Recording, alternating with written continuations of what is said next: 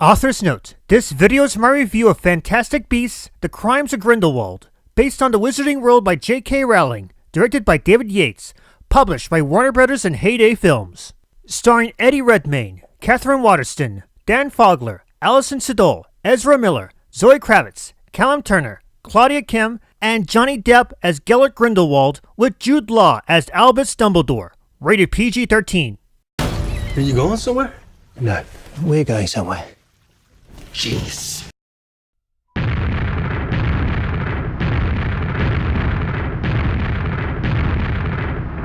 My brothers, my sisters, it is said that I hate les noms magiques.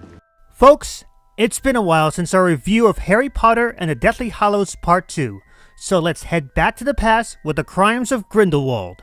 Set months after the events of Fantastic Beasts and Where to Find Them, Grindelwald has escaped custody and is now gathering an army of wizards to rise up against the Ministry of Magic and the Muggles.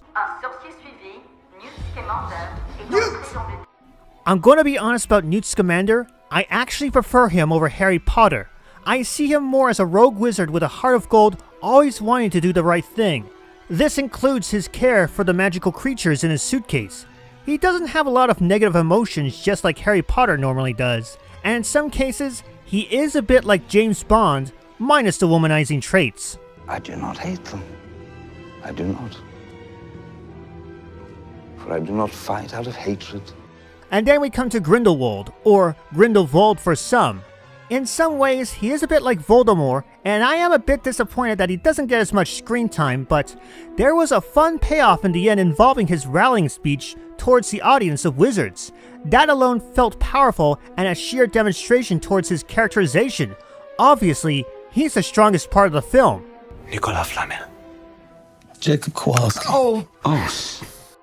I do have one major complaint that brings this film down. Some parts of the story felt muddled and a bit confusing, like we're at one portion of the narrative, and then we wind up at another part for a little reason. And not just that, some parts felt a bit slow on telling their story, making it not as interesting to look at. Thankfully, the climax makes up for the clumsy build-up. You never met a monster you couldn't love. While I do have a problem with parts of the story, I did find one part interesting to look at. The real backstory of Credence Barebone. I know some critics hated it, but it was something I was rather surprised by. And no, I'm not going to spoil it, but I've been known to spoil other movies by accident. And if anything, I'm glad he wasn't killed off in the last film. I think that might have been the best moment of my life.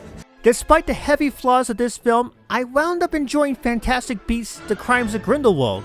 It may be a mess, but it's still a beautiful mess. And it does make me crave more of the story set before the era of Harry Potter.